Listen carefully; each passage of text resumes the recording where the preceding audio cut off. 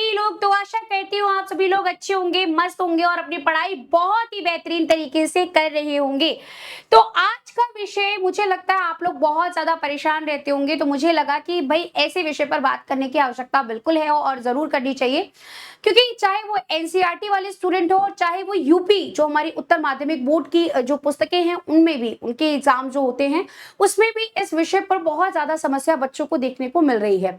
तो कैसे तैयार करें हम अपना अपठित गद्यांश और पद्यांश, क्योंकि हमने कभी पढ़ा नहीं होता है, तो ऐसे में हम कैसे उनका उत्तर दे सके, समय पर उत्तर दे सके, ये सारी चीजों पर आज हम चर्चा करने जा रहे हैं। तो इस विषय पर आप लोग अच्छे से इसको समझिएगा और प्रैक्टिस करिएगा।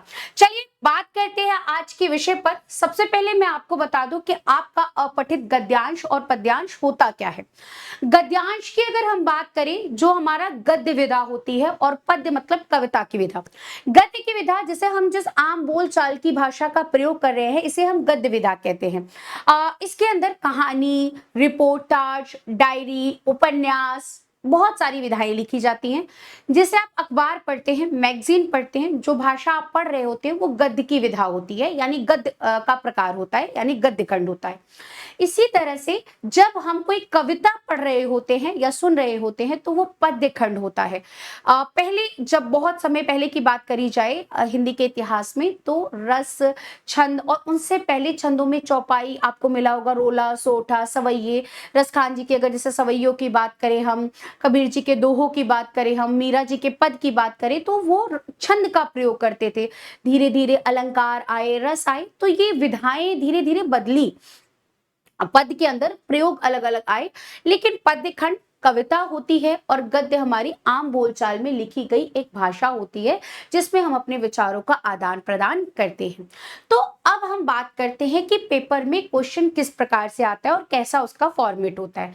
आप लोगों ने प्रीवियस ईयर पेपर देखा होगा और आप जानते होंगे 9th क्लास में भी या 10th जो क्लास है आपकी, इस क्लास में आप देखते होंगे कि आपके सामने क्या होगा, इस तरह का क्या आएगा, एक फॉर्मेट आएगा जिसके अंदर होता क्या है कि आपके पास सीधी सीधी सपाट भाषा में, जिस तरह से मैं आपसे बात कर रही हूँ, जब हम कोई कहानी पढ़ते हैं, कोई टॉपिक पढ़ रहे होते हैं या कोई उपन्यास पढ़ रहे होते हैं, कोई मैगजीन पढ़ रहे होते हैं, तो उसकी भाषा सीधी होती है, वो गद्य खंड की होती है। ठीक है, वो इस तरह से दे दिया जाएगा और उस पर कुछ क्वेश्चन आपको दे दिए जाएंगे। ठीक है, अब उसी प्रकार से पद्य खंड होता है। पद्य में आपको कविता दी जाती है और उस पर प्रश्न दिए जाते हैं।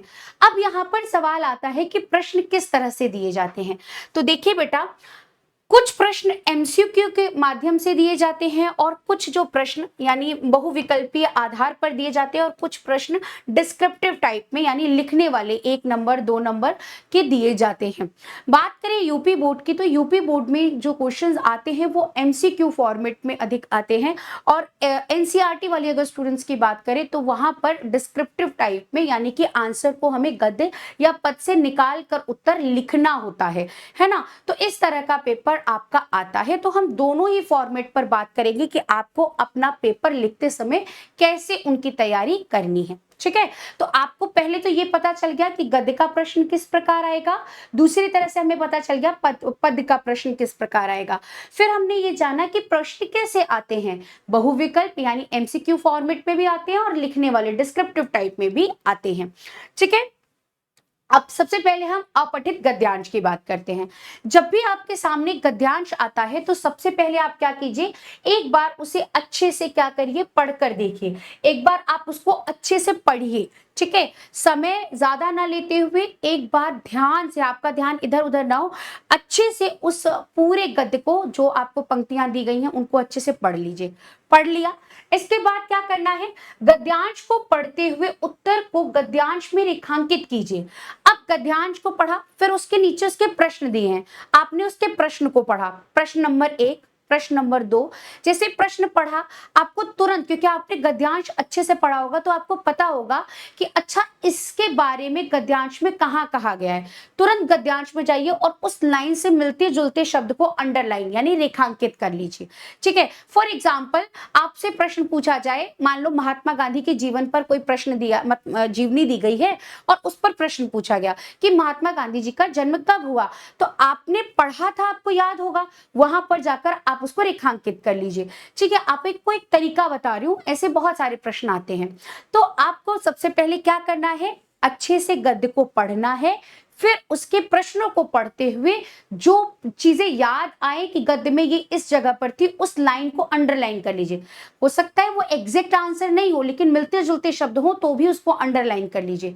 इससे क्या होगा, आपका समय बचेगा और आपको जब आंसर करना होगा तो आप सिर्फ उसी लाइन को पढ़ेंगे। पूरे बार बार एक बार प्रश्न को पढ़ा फिर पूरा पैसेज पढ़ने गए, पूरा आपके सामने जो गद्य आया उसको पढ़ने चले गए, नहीं, ऐसा नहीं करना पड़ेगा। आपने अंडरलाइन किया होगा तो क्वेश्चन पढ़ा, आपने अंडरलाइन करा तो उसके सामने 1 डाल दीजिए। मान लीजिए आपने अंडरलाइन करा, ये 1 है, ये 2 का आंसर लग रहा है मुझे, ये 3 का आंसर लग रहा है, तो आपने इसे अंडरलाइन कर लिया। अब जब अंडरलाइन कर ले रहे हैं तो इसके बाद क्या कीजिए, अब प्रश्न को पढ़ लिया है, उत्तर को देखा आपने, देखकर अपने शब्दों में लिखे। उत्तर को ज्यों का त्यों मत लिखिए, मतलब उस लाइन में जैसा लिखा है उसको एज इट इज मत बनाइए। मतलब ऐसे उठाकर बच्चे क्या करते हैं, ऐसे का तैसे ही उठाकर लिख देते हैं। ऐसे क्या होता है कि प्रश्न की जो भाषा पूछने का फॉर्मेट होगा और आपके उत्तर देने का फॉर्मेट होगा वो गलत हो जाएगा। तो जैसे जिस भाषा में जिस तरह से प्रश्न पूछा गया उसी तरह से उत्तर दीजिए।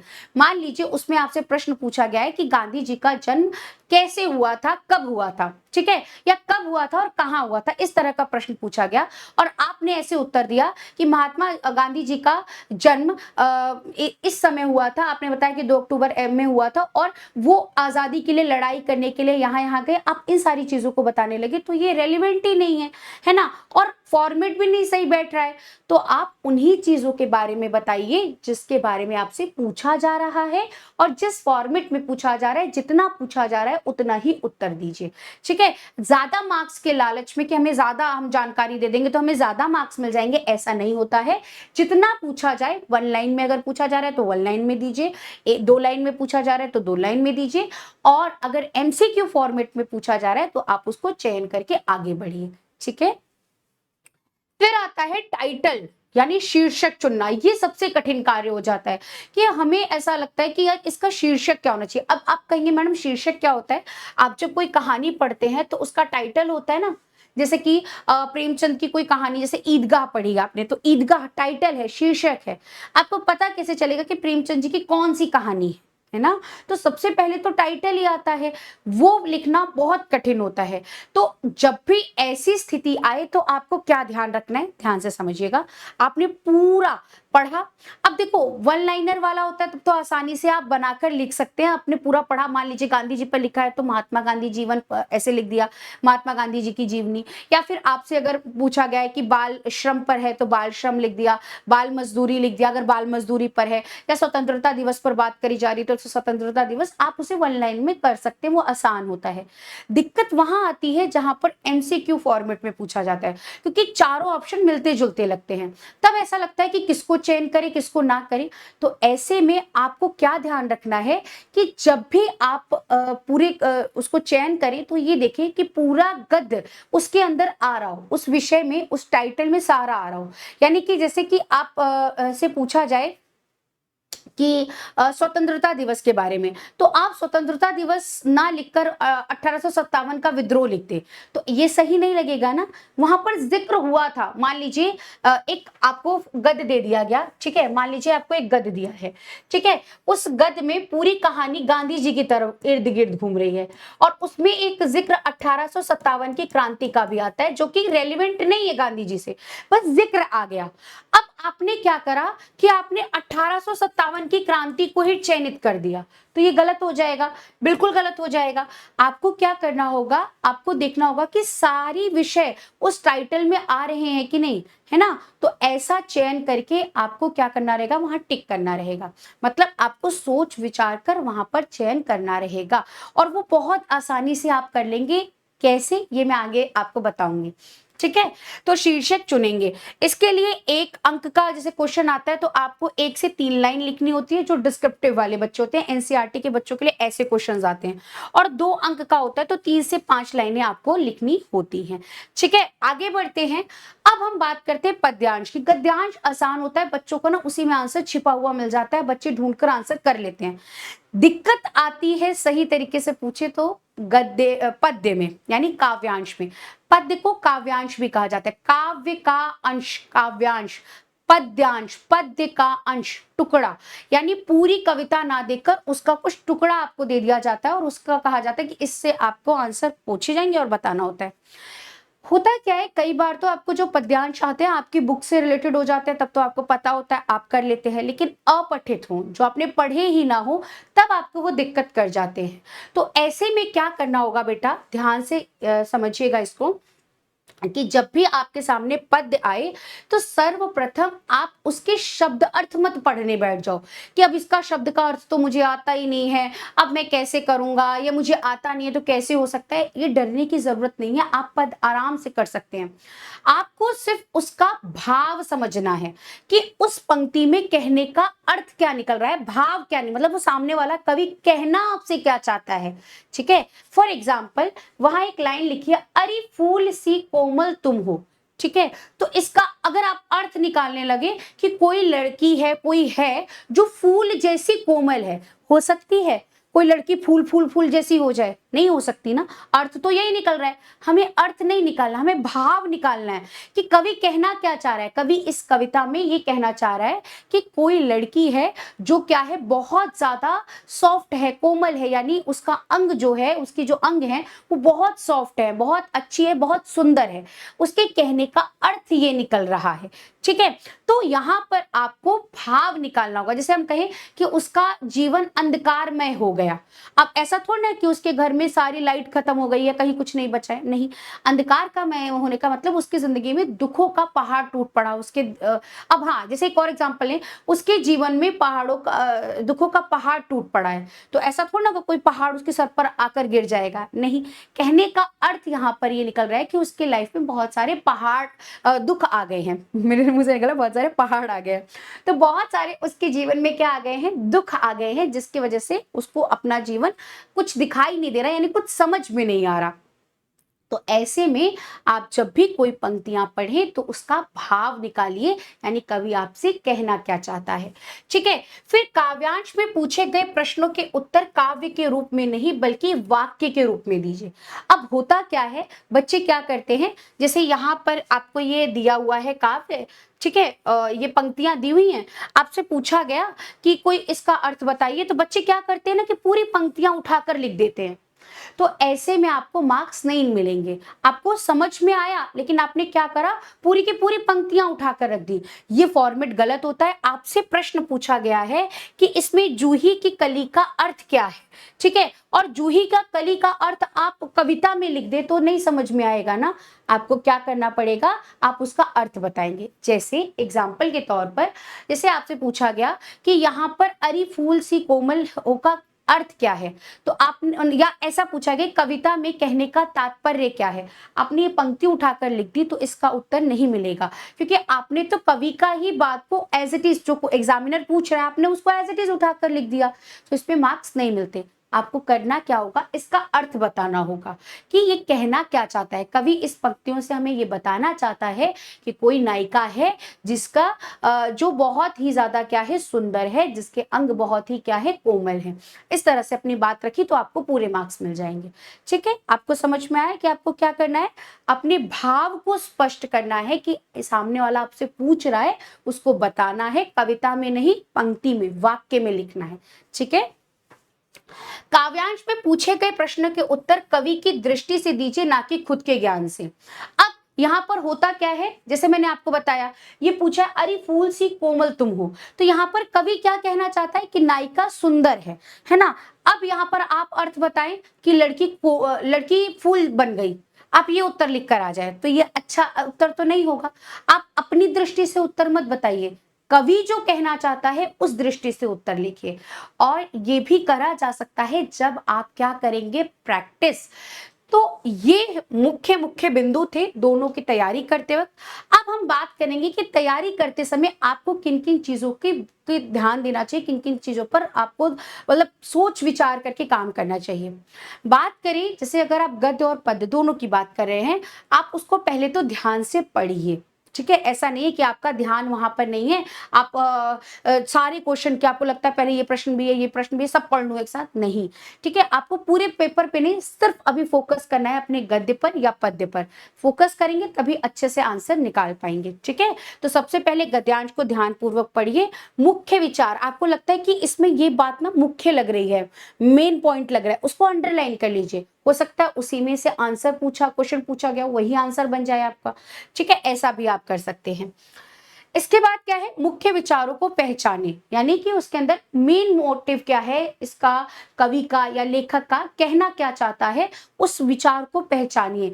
हो सकता है जैसे वो बाल मजदूरी पर बात कर रहा हो, बाल श्रम पर बात कर रहा हो, या फिर किसी दिवस के बारे में बात कर रहा हो, या फिर बेटी बचाओ बेटी पढ़ाओ ऐसे सामाजिक विषय हो उन पर बात करना चाह रहा हो।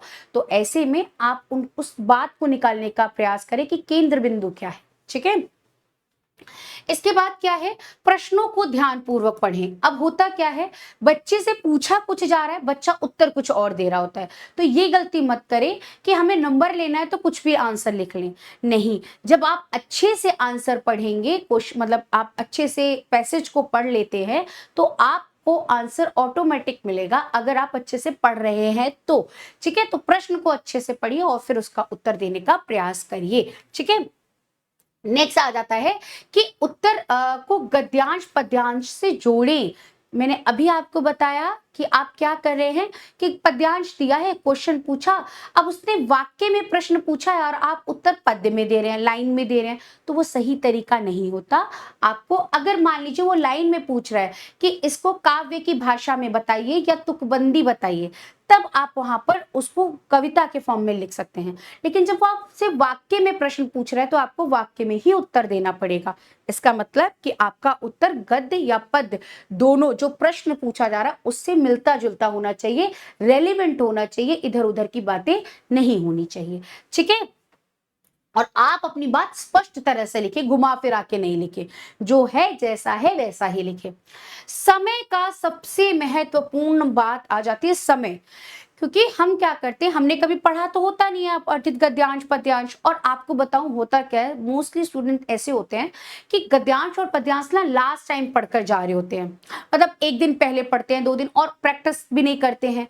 और अधिकतर स्टूडेंट्स तो बिना पढ़े जाते हैं, मतलब प्रैक्टिस किए बिना जाते कि अपठित ही तो है, वो तो आएगा तो वहीं कर लिया जाएगा, वहीं देख लिया जाएगा। ऐसे में हमारा होता क्या है कि हम समय ज्यादा ले लेते हैं, फिर इससे जो बाकी सेक्शन, बाकी जो खंड के पेपर हैं वो हमारे छूटने के कगार पे पहुंच जाते हैं। तो ऐसे में हमें क्या करना है, समय को भी बचाते हुए करना है। तो समय कैसे बचा सकते हैं, इसके लिए हमारा नेक्स्ट बिंदु पर हम ध्यान देंगे। ठीक है, गद्यांश पद्यांश को समझिए और प्रश्नों का उत्तर देने में समय का विशेष ध्यान दे। ठीक है, पहले जटिल, जो सबसे मुश्किल प्रश्न है उनका उत्तर दे ले, फिर आसान का दे ले। हालांकि कम प्रश्न होते तो दिक्कत नहीं है, सारे एक साथ अटेम्प्ट कर सकते हैं आप। और लास्ट सारा, मतलब सारे सारे जुगाड़, मतलब अगर सारी दुखों का उत्तर है तो वो है आपका एक्सरसाइज। मतलब कि आप क्या कर रहे हैं कि सबसे ज्यादा आप अभ्यास कर रहे हैं। ठीक है, सबसे ज्यादा आप क्या कर रहे हैं, प्रैक्टिस कर रहे हैं। अगर आप प्रैक्टिस नहीं करेंगे तो आप कर लेंगे पठित गद्यांश पद्यांश, ऐसा नहीं कि आप करके नहीं आएंगे, लेकिन आप में से कुछ स्टूडेंट ऐसे होंगे कि कम मार्क्स पाएंगे, कुछ मार्क्स पाएंगे पर समय ज्यादा लगाकर बाकी सेक्शन के क्वेश्चन कहीं ना कहीं छोड़कर आ जाएंगे। तो ऐसे में आपका समय भी बचे, मार्क्स भी पूरे मिले। वो 90 प्लस 95 प्लस का जो आपका टारगेट है, अगर आप उसको फॉलो करना चाहते हैं तो इसके लिए आपको क्या करना होगा, प्रैक्टिस करनी होगी। आप शुरू से ही रोज 1 से 2 गद्य पद पढ़ते हुए उनके प्रश्नों की प्रैक्टिस कीजिए। इससे क्या होगा कि आपको तैयारी, आपके दिमाग में एक फॉर्मेट बैठ जाएगा कि अच्छा ऐसे प्रश्न आते हैं, मैं इससे उत्तर कर लूंगा। और कई बार हमारे प्रैक्टिस किए हुए ही अपठित गद्यांश पद्यांश हमारे एग्जाम में आ जाते हैं, हमें वही देखने को मिल जाते हैं, तो आपका समय और कम लगता है, आप फटाफट से उसका आंसर कर पाएंगे। आप एक बार करके देखिएगा, मेरी मानिए आपको बहुत हेल्प मिलेगी।